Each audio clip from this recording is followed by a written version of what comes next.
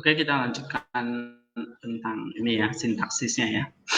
Dan coba kita pelajari semantiksnya atau deep structure-nya. Ya. Jadi sintaksis dan semantik itu satu paket ya, nggak bisa dipisahkan. Kita tahu sintaksisnya dulu dengan belajar Yunani ya. Terus dari Yunani kita belajar semantisnya. Itu berarti kita belajar menafsirkan atau menemukan spiritual meaning. Sebab di dalam teks itu ada ajaran Roh Kudus. Ya. Nah, dengan memahami atau menangkap ajaran Roh Kudus itu berguna untuk apa? Personal kita kan masuk ke dalam hati untuk apa? Reproof, correction, instruction, ya kan? Lalu untuk aplikasinya doing good works, kerjakan pekerjaan baik. Ya. Efesus 2 ayat 10 ya kan? Nah, sehingga menghasilkan apa? Buah roh. Nah, itulah yang menguduskan kita. Ya, itulah proses yang kita sebut sebagai teosis. Gitu. Jadi waktu kalian baca kitab suci, itu alat atau sarana yang Tuhan kasih supaya kita mencapai teosis. Kenapa kok ada kitab suci yang Tuhan kasih? Ya, kenapa kok ada ibadah, ada doa, kita ikut ke gereja, lalu setiap tahun itu ada peringatan kayak Paskah, kebangkitan Kristus, ya kan? Penyaliban dan kebangkitannya. Kenapa setiap tahun itu berputar terus ada? Karena itu adalah proses kita menuju kepada Kristus, ya. Atau kalau Kristus adalah jalan dan kebenaran, maka kita menuju kepada Allah melalui jalan itu, melalui Kristus di dalam Roh Kudus. Nah, kata di dalam Roh Kudusnya itu apanya sih? Salah satunya apa? Baca kitab suci. Ya. Nah, baca kitab suci sekali seumur hidup enggak, terus menerus kan? Hari ini, apalagi dalam leksionari itu kan ada tiap hari ya kan? Kita peringati Paskah ada setiap tahun. Gitu, ya. Kita peringati orang-orang kudus ada setiap hari. Ya. Kita peringati apa namanya? Berbagai perayaan di gereja ada terus menerus. Kenapa? Karena itu adalah proses yang kita jalani untuk mencapai teosis. Berarti teosis itu bukan hanya proses sekali kita kerjakan, tetapi terus menerus. Nah, sama kayak kita baca kitab suci ini. Bisa? Ya. Nah, berarti waktu kalian belajar tentang Yunani ini ya, mengerjakan tugasnya, sintaksisnya, ya kan? Temukan apa arti perfect, pluperfect, kerjakan dengan ketaatan, ya, walaupun mungkin terpaksa, gitu. Itu adalah bagian dari apa? Hidup di dalam Roh Kudus. Itu adalah bagian dari apa? Kita mencapai teosis. Ya, gitu. Sama kegiatan-kegiatan yang lain. Ya, kita bekerja setiap hari. Ya. Kita belajar setiap hari. Kita berdoa setiap hari. Nah, itu adalah proses kita mencapai teosis. Ya. Oke. Ini teks yang kita miliki, kitab suci. Ya, supaya dengan menangkap ajaran Roh Kudus ini, kita ada di dalam Dia. Kalau kata Serafim dari Saraf itu, kita memperoleh Roh Kudus. Nah, memperoleh Roh Kudus itulah proses teosis itu sedang terjadi. Oke, ayat mana lagi yang kita mestikan? Nomor berapa? Hah? 2 Korintus ayat 13-nya. Coba baca Yunaninya. SKK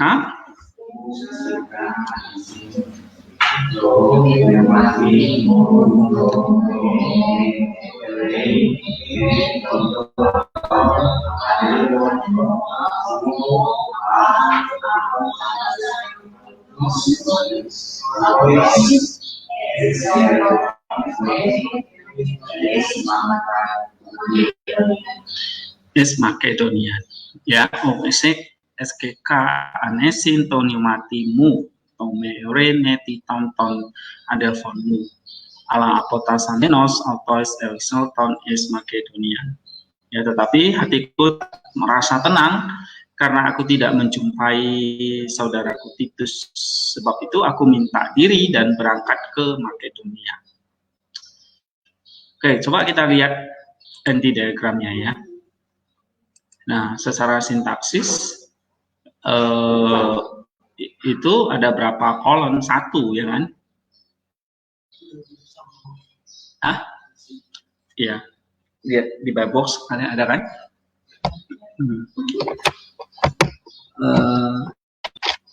Ada berapa di situ? 1 kan? SKK. And then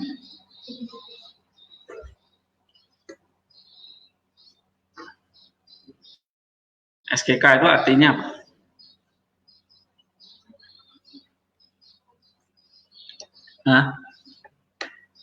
SKK artinya apa?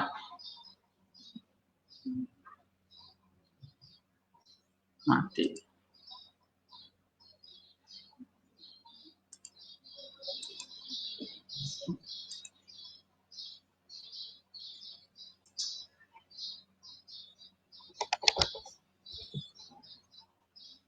Di situ aku memiliki kerinduan gitu ya, atau aku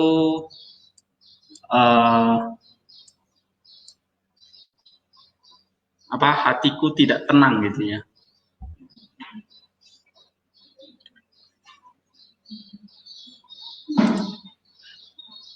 Nah itu perfect kan,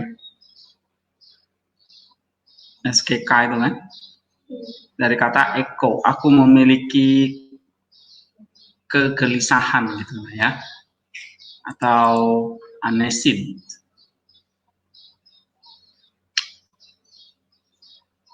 Perfect apa ini? Nah, perfect itu bisa heuristic perfect, regular perfect, ya bisa juga kalau heuristic kalau perfect itu bisa intensif dan ekstensif, ya kan? Nah di sini apa perfectnya?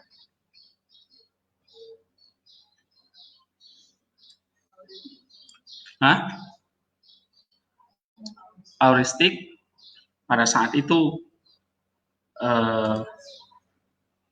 Rasul Paulus ngapain? Memiliki kegelisahan. Ada yang heuristic di sini? Ya benar ya. Hatiku tidak terasa tenang, atau I have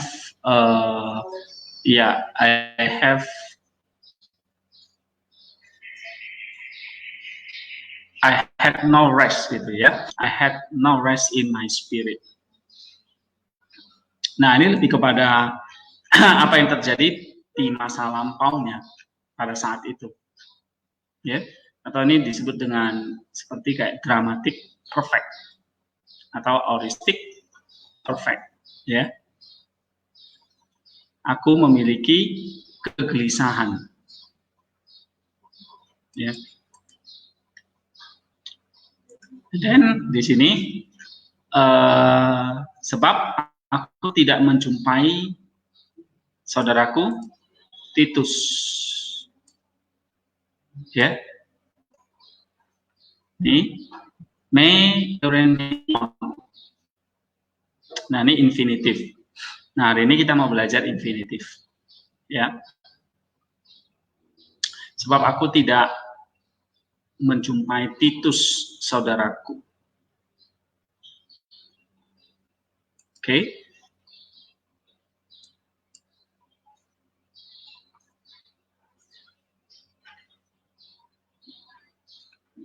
Nah, ini adalah auristic perfect. Nah, kita pahami apa secara semantiksnya sekarang.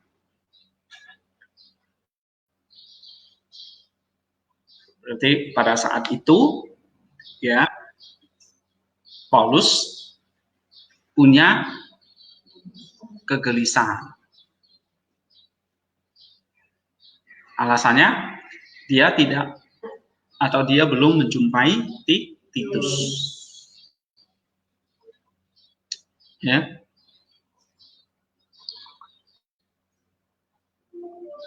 Nah, Titus saat itu ada di Makedonia.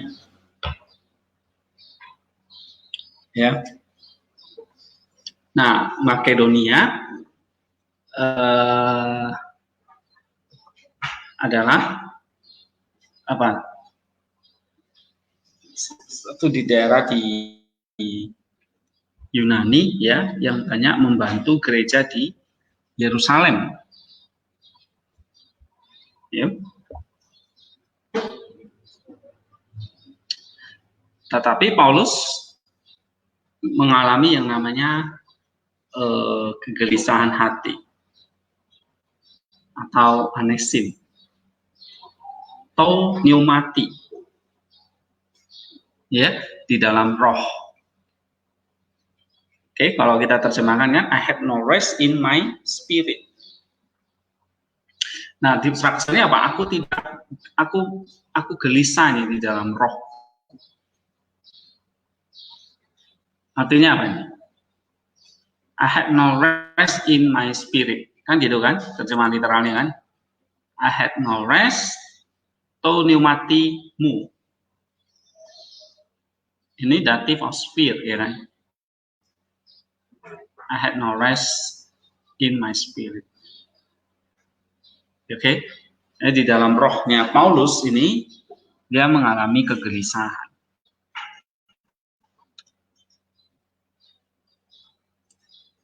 Nah, ini adalah kegelisahan yang lahir karena misalnya di sini cintanya atau kasihnya kepada itu. Ini itu. Karena dia menikmati saudaranya.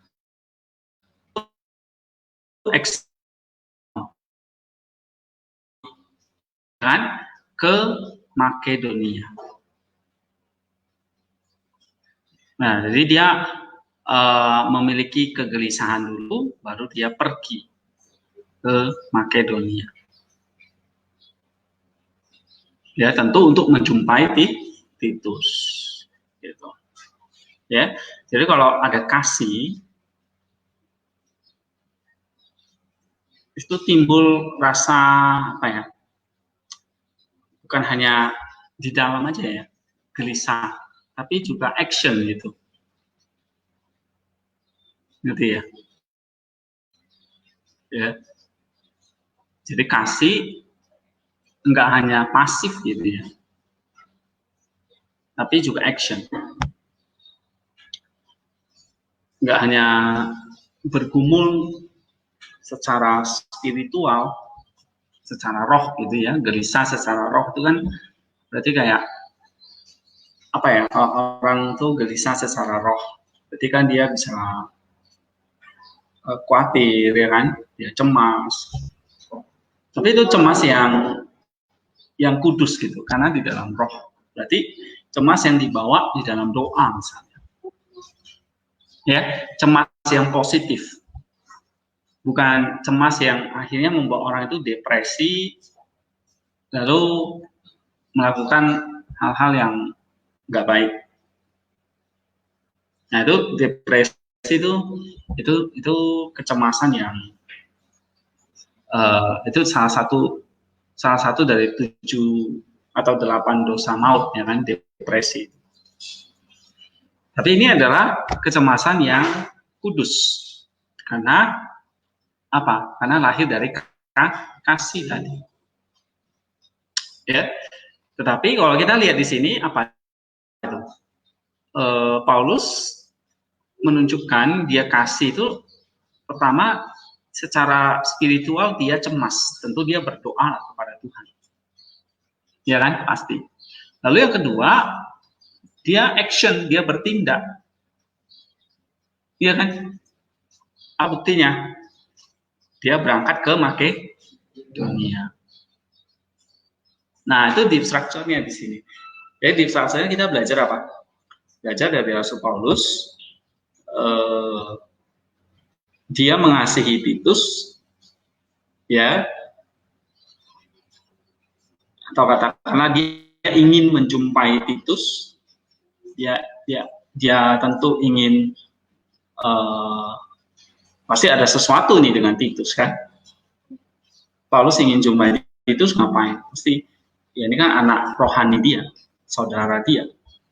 Pasti untuk menguatkan dia, untuk menolong dia, ya kan? Untuk saling mensupport dalam pelayanan kan gitu. Ya, intinya mengasihi. Nah, untuk mengasihi kita perlu juga punya yang namanya itu tadi ya, pergumulan dengan Tuhan. Ya kan? Misalnya kita disuruh mengasihi seseorang yang sulit dikasihi. Pasti kita timbul rasa apa? Gelisah kan gitu ya. Aduh Tuhan, gimana aku bisa mengasihi dia gitu. Ya. Atau misalnya kita bergumul tentang suatu pelayanan. Ya. Misalnya orang itu sulit diatur atau orang itu apa ya? Yang kalian temui lah kiri kananmu itu. Ya kan? Ya kan?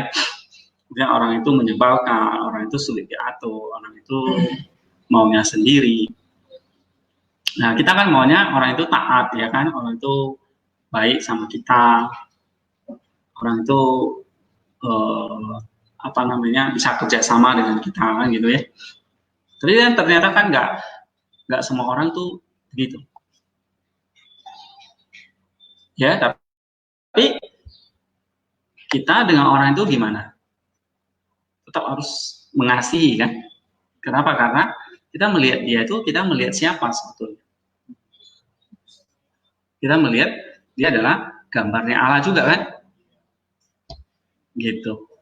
Karena dia adalah manusia. Manusia itu dicipta menurut Allah. Berarti melihat sesama kita, walaupun itu orang yang nggak kita sukai, menyebalkan gitu ya. Tapi kita tetap melihat dia sebagai apa? Gambar Allah. Gitu. Jadi kita nggak usah cari Allah itu ke gunung mana gitu ya, Gunung Kawi. Cukup lihat kiri kananmu, kamu lihat Allah. Maksud itu kan beda-beda orang, ada orang yang susah mengasihi orang yang menyebalkan itu. Ya. Nah, aku juga begitu juga mengasihi orang yang kayak bikin jengkel lah.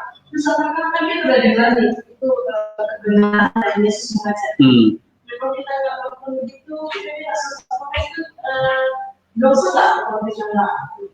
Iya. Sepanjang kamu tidak hidup dalam kasih, kamu hidup di dalam kebencian.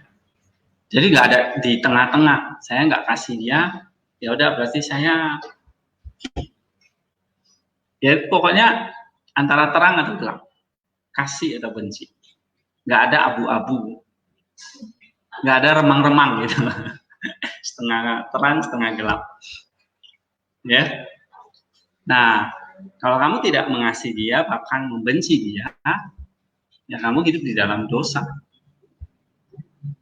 Ya, maka ada salah satu bapak padang gurun bernama Antonius of the Egypt ya. Antony of the Egypt, Antonius dari Mesir itu berkata, tetanggamu adalah dari tetanggamu adalah kehidupan. Tetapi dari tetanggamu juga bisa datang kematian.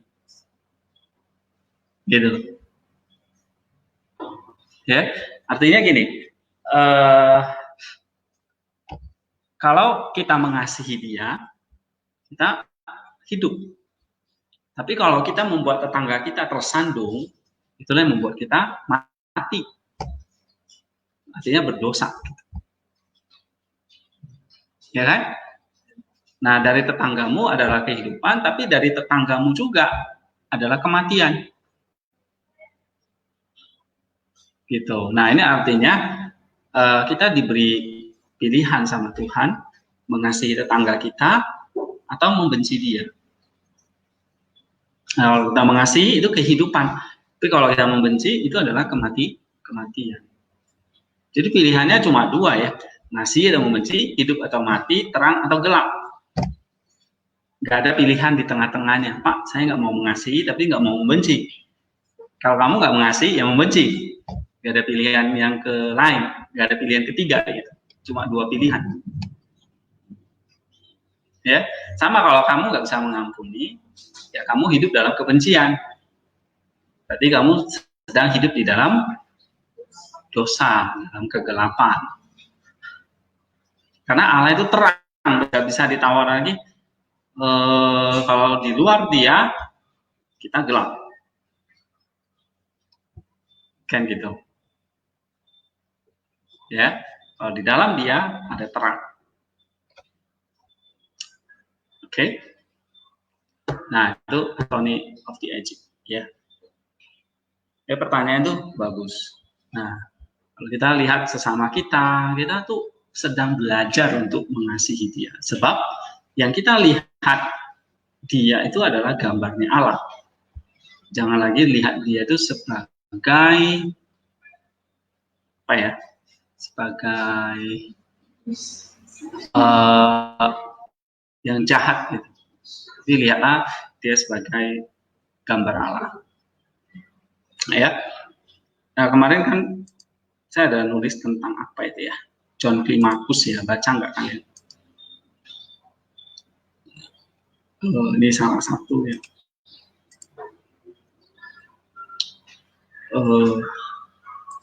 Dia nasihati kita tentang kesombongan sebetulnya, tapi dia katakan gini ya.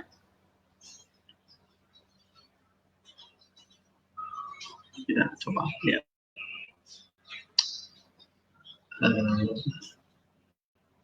Sinyalnya enggak kuat.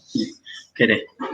Tapi intinya dia mengatakan kita tidak boleh membenci dia, sekalipun dia misalnya katakanlah berkata-kata yang jelek di belakang kita, kata Climacus. Nah, gitu. Ya. Nah, ini dia ya. Dia katakan gitu.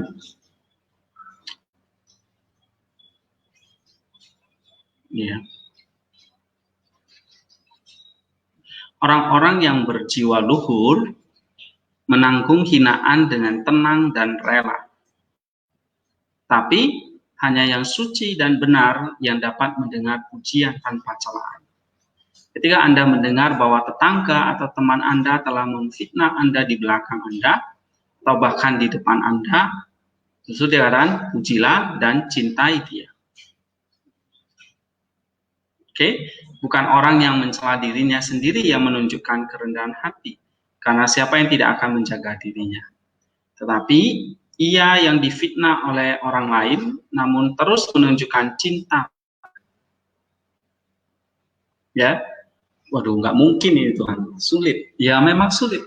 Tapi itulah yang kita mesti jalani dalam proses. Ya, itu yang kita mesti jalani. Intinya, kasih itu mulai dari pergumulan dari dalam hati kita dulu.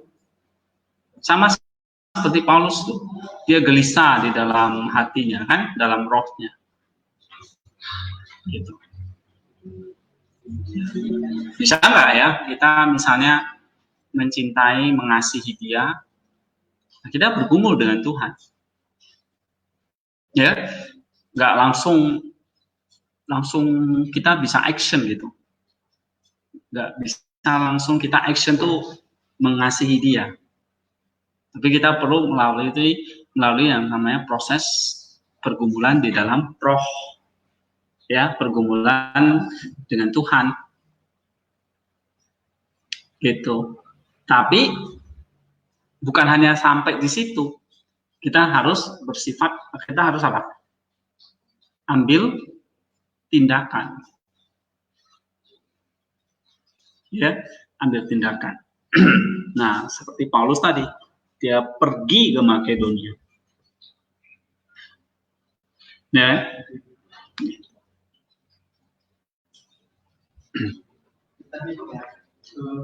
Bagaimana kalau kita memiliki kasih sementara orang yang kita kasih itu dia membenci kita? Iya, tetap kita harus mengasihi dia. Gitu. Kenapa? Karena kita kan diperintah untuk mengasihi Allah. Gimana caranya mengasihi Allah? Kita mengasihi sesama. Mengapa mengasihi sesama itu mengasihi Allah? Sesama itu gambarnya Allah, gitu. Jadi kalau kamu mengasihi gambarnya Allah, sama artinya kamu mengasihi Allah itu. Tapi kan yang kita kasih ini yang terima, malah sebenarnya membenci kita. Iya, kamu tetap harus mengasihi dia. Gitu. Ya, gitu.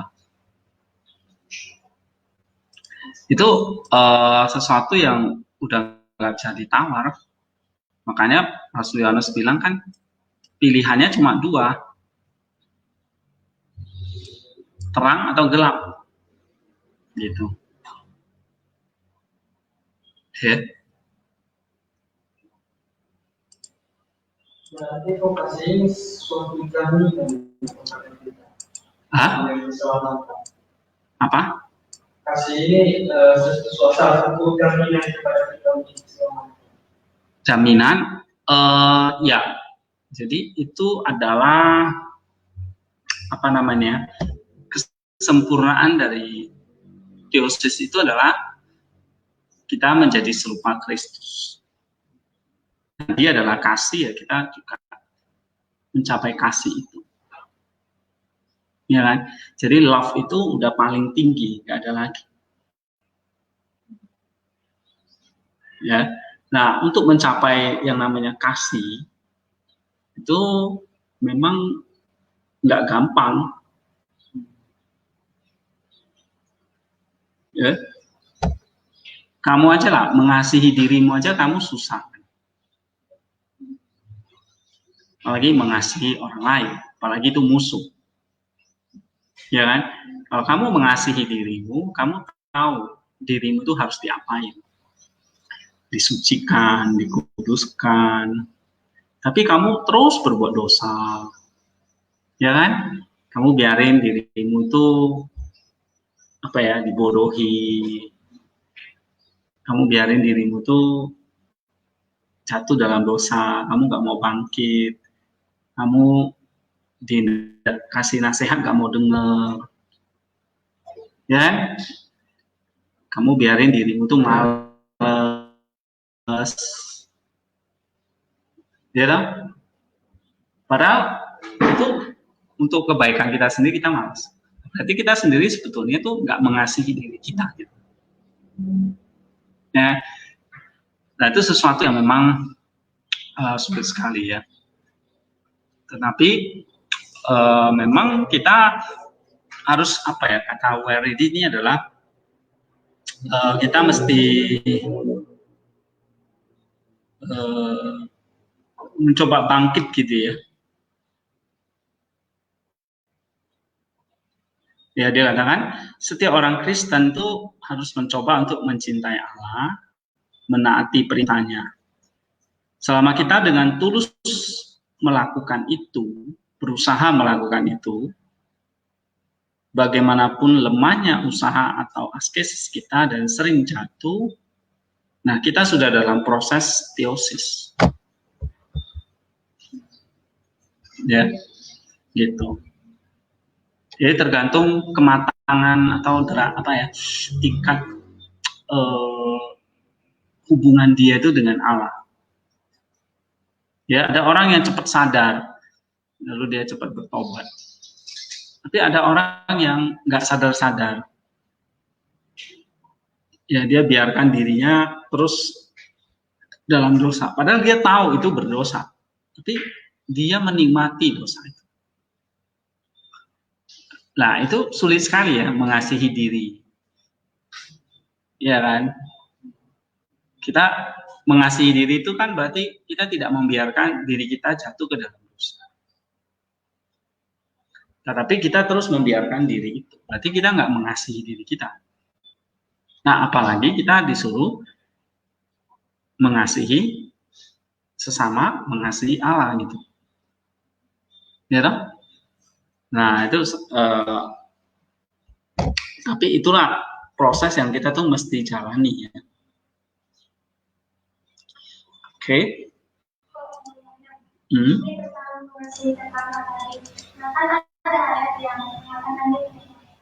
Segala sesuatu yang jika kamu kehendaki supaya orang lain berbuat kepadamu, demikian juga kamu berbuat kepada mereka. Saya berpikir seperti itu. Kan katakan jika kamu kehendaki untuk diperbuat kepada diri sendiri, kita harus melakukan kepada hidup. Nah, bagaimana juga kalau misalnya kita kalau menghendaki orang itu berbuat kasih kepada kita, apakah kita bersalah atau berdosa jika kita nggak berbuat kasih kepada dia? Kan kita juga itu dibuat kepada diri. Masa sih kamu nggak ingin dikasihi? Enggak ini kan misalnya kita udah berantem nih kan. Saya nggak pernah dia ngasih saya kan ya manusia yang kita egois lah. Nah, terus saya menghendaki dan kasih saya apakah sebuah kesalahan jika saya nggak menginginkan dia apa ya saya memberikan kasih saya gitu. Karena saya juga menginginkan dia mengasihi saya.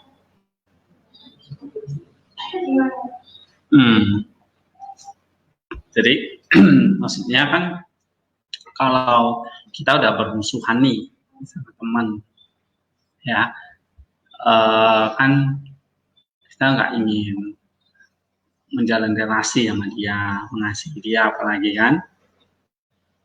Terus ngapain saya suka mengasihi dia kan? Tapi kan kita kan terikat kepada hukum kasih itu. Ya toh? Maksudnya kita kan sedang menjalani proses yang kita sebut teosis kan. Menjadi serupa dengan Kristus itu kan. Nah, kita disuruh mengamalkan atau menaati perintahnya, yaitu hukum kasih itu. Ya kan?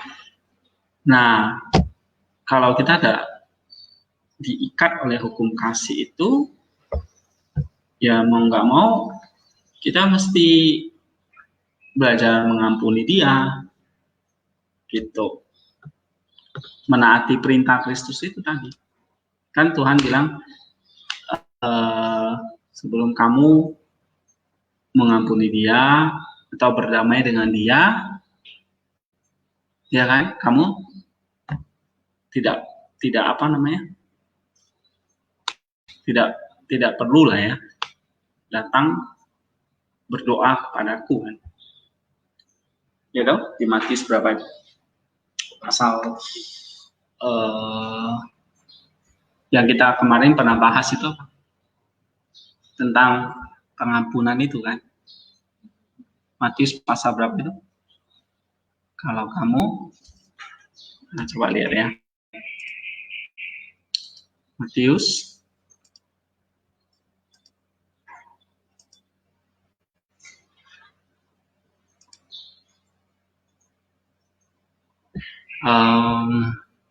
lupa saya. Matius berapa itu ya? Tentang pengampunan tuh.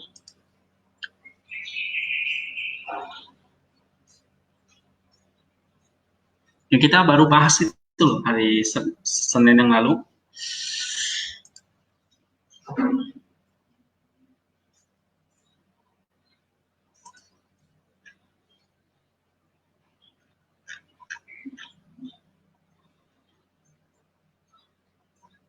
Misalnya Matius 5:44 ya. Tapi aku berkata kepadamu, kasihilah musuhmu dan berdoalah bagi mereka yang menganiaya kamu.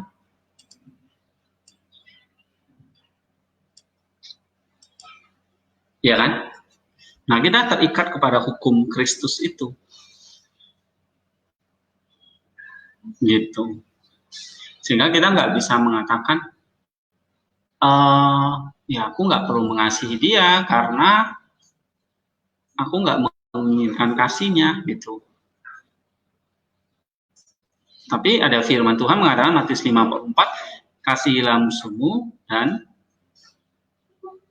berdoalah bagi mereka yang menganiaya kamu. Gitu loh. Ya, di ayat mana yang kemarin yang kita bahas itu ya?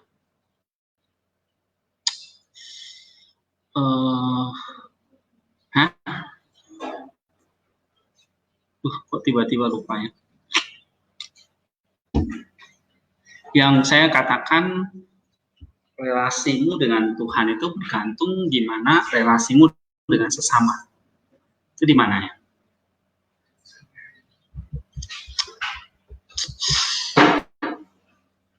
Ada yang ingat nggak?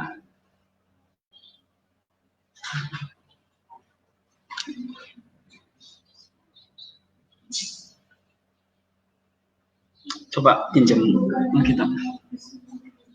Nah, di mana itu? Hah?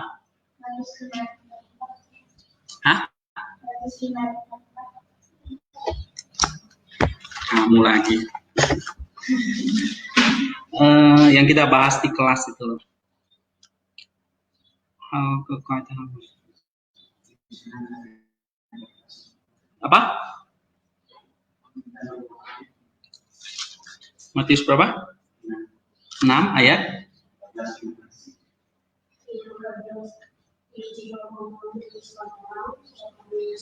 Nah, iya tuh. Matius 6, 14 dan 15. Karena jikalau kamu mengampuni kesalahan orang, Bapamu yang di surga akan, ini kemarin siapa yang bahas ini? Hah? Siapa yang bahas ayat ini ya? Hah?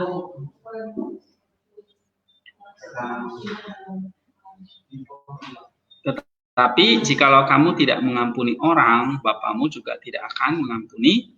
Bukan, ini ada yang bahas nih kemarin. Oh ya.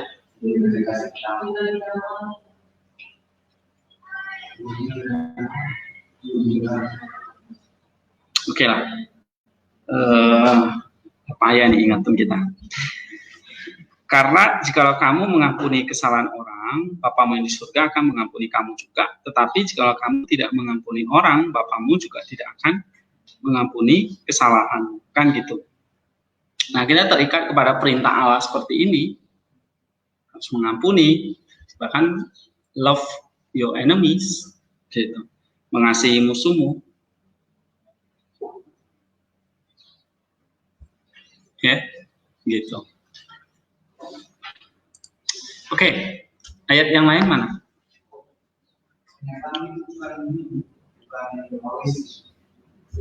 Tapi respon soalnya kan kalau listrik kan ini dia kerjanya nggak apa-apa, biasanya nggak apa-apa. Tapi kan ini kan dia Indonesia itu kan cuma karena dia baik, kalau dia bertemu dia nggak bisa. Jadi kan dia respon. Ya enggak. Ya, ini cerita Paulus waktu dia punya kegelisahan karena dia belum bertemu dengan Titus. Ya, bukan present force. Makanya kalau kita lihat New King James itu kan had no rest. Ya, itu udah pasti ya. Had no rest. Oke, ayat berikutnya apa?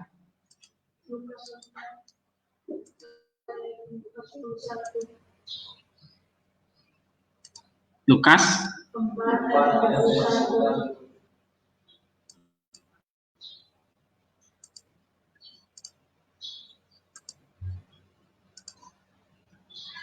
And he began to say to them, "Today the scripture is fulfilled in your hearing." 41. Coba baca Yunaninya. Exercito.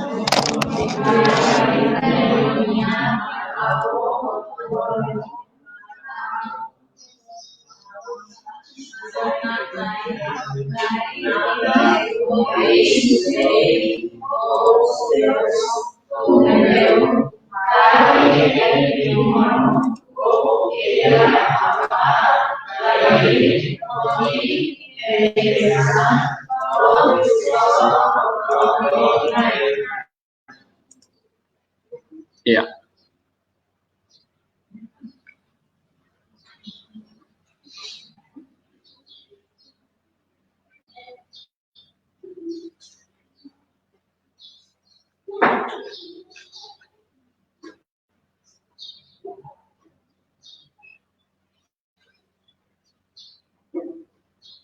Nah, ini yang tadi perkataan Antonius dari Mesir ya. Dari tetangga kita adalah kehidupan dan dari tetangga kita adalah kematian. Ya. Nah, jika kita memenangkan sesama kita, kita memenangkan Allah, tetapi jika kita menyebabkan sesama kita tersandung, kita berdosa terhadap Kristus. Gitu. Jadi kalau kita membuat sesama kita tersandung karena kita tidak mau mengampuni, kita membiarkan dia, ya itu kita berdosa terhadap Kristus. Ya, nah ini luar biasa perkataan ini. Bahkan ada salah satu di Fathers itu katakan, jika memungkinkan bagi saya untuk mendapati penderita kusta dan menukar tubuh saya dengannya, saya akan dengan senang hati melakukannya. Karena inilah kasih yang sempurna. Gitu. Kalau bisa tukar tubuh ini dengan penderita kusta, saya dengan senang hati melakukan. Isi? Nah itu kasih yang udah puncak di situ loh. Bahkan menyerahkan nyawa, ya kan? Nah kita targetnya tuh ke sana gitu. Mungkin kalau sekarang ditanya ya belum. Wong kita kehilangan odol aja kayak mau perang dunia. Ya kan? Atau kita kehilangan buku, flash disk, itu kita udah kayak kehilangan dunia ini. Apalagi menukar tubuh kita ya.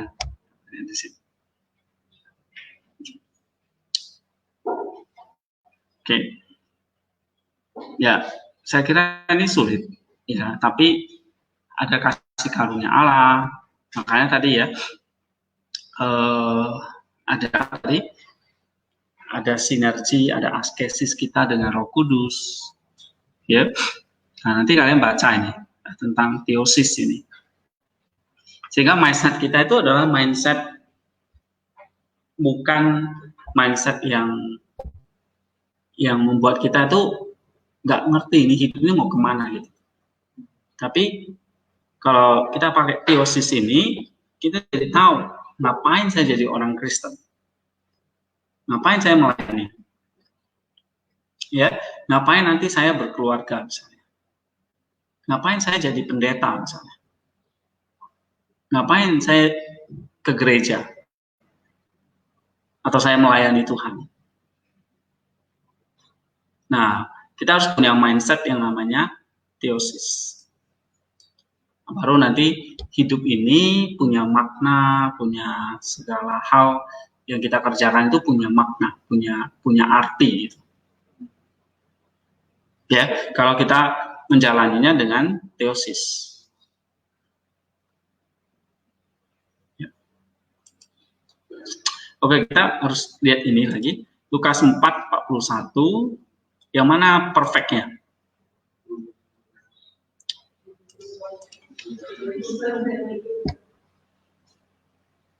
Perlu perfect ya. 41. Ereseto yang mana di sini? Edisan ya. Oke, pluperfect itu kan cuma dua. Apa ini? Intensif atau ekstensif? Ini intensif berarti result, ekstensif berarti konsumatif. Yang mana?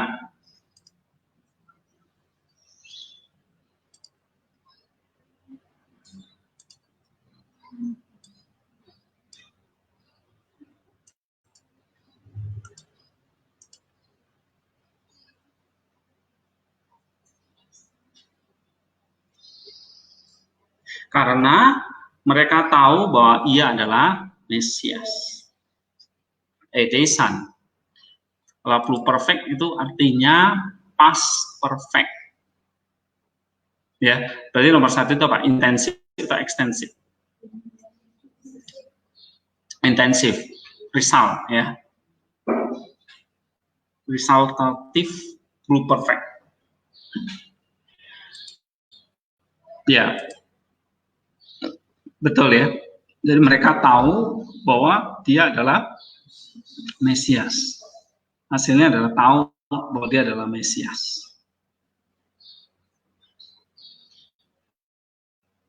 Ya, karena ya mereka sudah mendengar ya.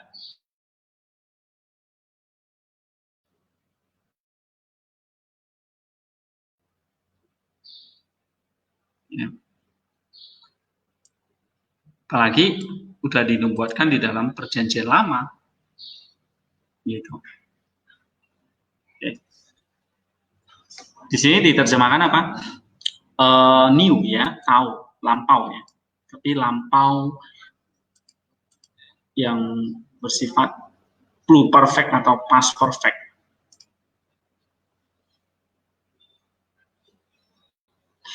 Ya. Nah, para iblis itu kan ceritanya kan keluar ya, lalu berteriak, engkau adalah anak Allah. Ini lampau nih ya kan. Lalu dengan keras melarang mereka dan tidak memperbolehkan mereka bicara. Karena sebelumnya mereka sudah tahu bahwa dia adalah Mesias. Jadi para iblis itu tahu, setan-setan itu tahu bahwa Yesus itu adalah Mesias atau anak Allah. Ya. Nah, dipakai pluperfect ini taunya itu adalah lampau dari lampau gitu. Berarti dari awal. Dari awal mereka tahu bahwa Yesus adalah Mesias. Oke, ayat berikutnya apa?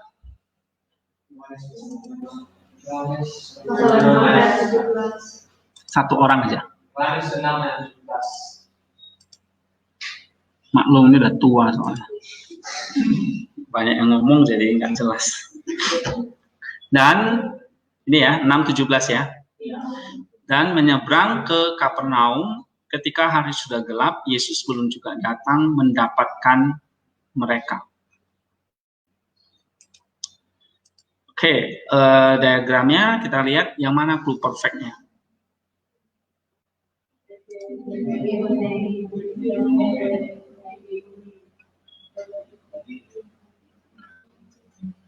Mendapati ya kan? Egegone atau Scotia egegone hede, artinya hari itu gelap. Ya, hari sudah gelap. Baru di situ Yesus belum datang juga. Ya kan? Oh Yesus elelute, ini pluperfect. Ini egegone. Nah, pluperfect apa ini? Yang pertama apa? Egegone ede. Hari telah gelap. Yesus belum datang kepada mereka. Intensif atau ekstensif? Ekstensif itu maksudnya gimana? Hari gelap berarti memang ya konsumatif kan? Terjadi gelap. Tapi Yesus belum datang.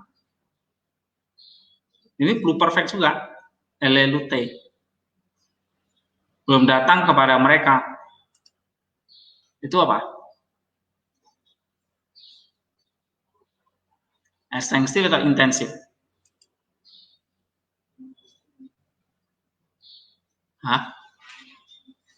Hari sudah gelap. Hasilnya apa? Yesus belum datang. Jadi satu konsumatif, yang Yesus belum datang itu adalah intensif. Bisa bedakan kan? Kalau ekstensif itu konsumatif, bersifat komplit, action in the past. Kalau intensif, dia menyatakan hasil, resultatif, ya, yang ada di waktu lampau, exists in the past time. Oke, satu lagi apa?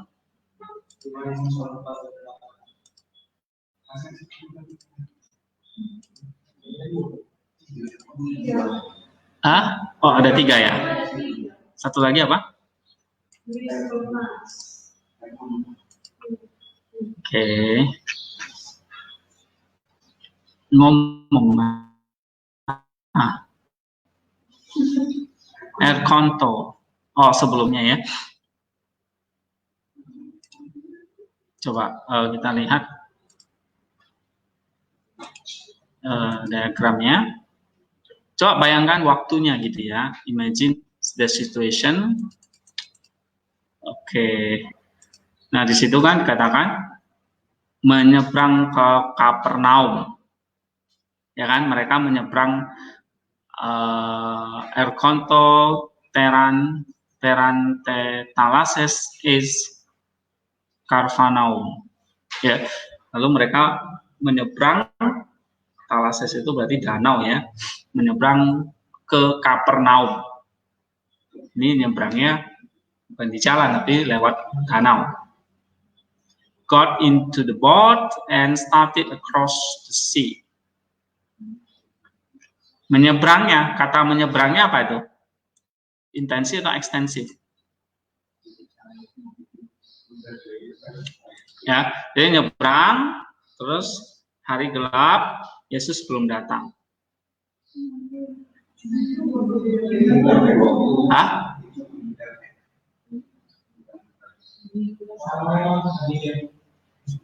Oh ya, encounter itu imperfect ya. Jadi berarti satu lagi apa nih? Benar dong, 2 ya. Oke, tapi kalau di sini imperfect apa nih? Imperfect berarti menunjukkan itu apa? Pas ya, lampau selesai. Jadi lampau sedang berlangsung. Jadi hari mereka sedang menyeberang, sedang berlangsung, tapi di waktu lampau. Lalu pada hari itu, waktu nyebrangnya itu hari sudah gelap. Berarti hari sudah gelap, mereka nyebrang, tapi Yesus belum datang. Gitu. Ya. Nah, Yesus belum datang itu adalah resultatifnya. Hari gelapnya ya udah komplit gelap. Tapi sedang menyeberang berarti itu imperfect, sedang berlangsung, ya.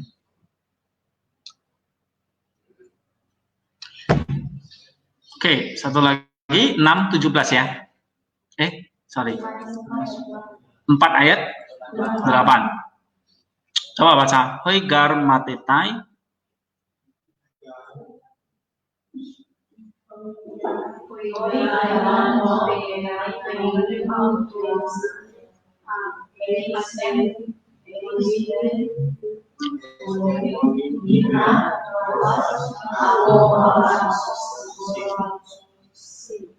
Agora sosim ya, pasar ya.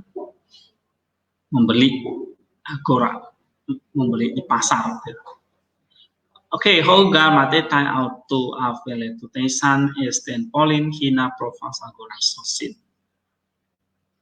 Sebab murid-muridnya telah pergi ke kota membeli makanan.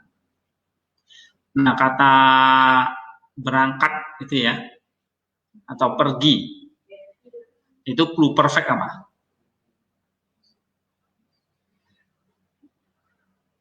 Murid-muridnya telah pergi. Hah?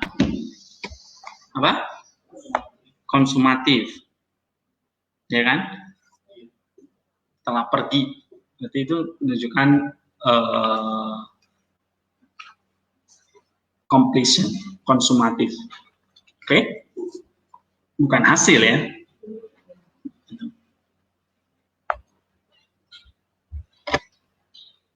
Oke, satu lagi, udah?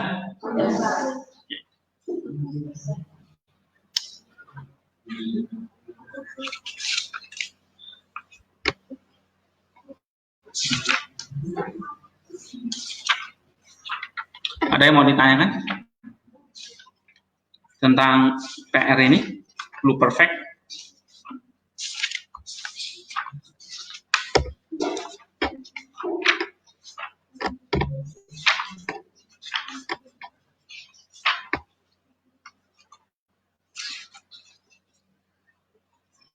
Kalau nggak ada, kita akan belajar infinitif, ya.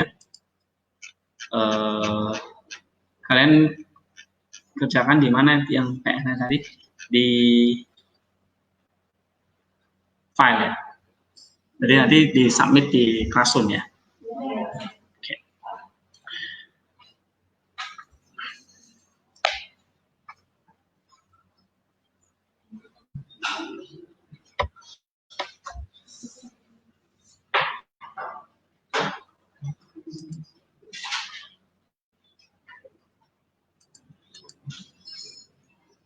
Ini ada artikel ya tentang teosis, nanti kalian bisa baca di blog tentang ini ya.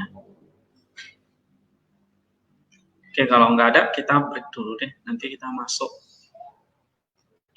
ya, kita break 5 menit, kita masuk lagi infinitif. Sambil kalian ada yang mau ke toilet, silakan.